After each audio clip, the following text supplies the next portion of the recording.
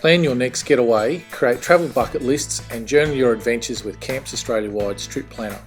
Open the Trip Planner and create a new trip. Customise it with a description and photo, then hit Save.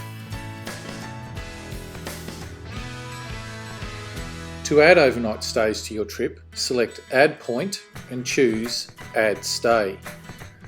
Then browse or search for the campsite or caravan park you'll be staying at. Open the site listing and tap the Add to Trip suitcase icon to save it to your trip.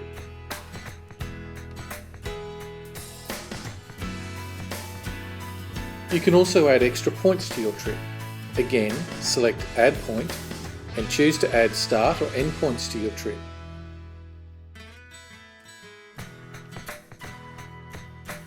Or add a note to record extra info and important memories.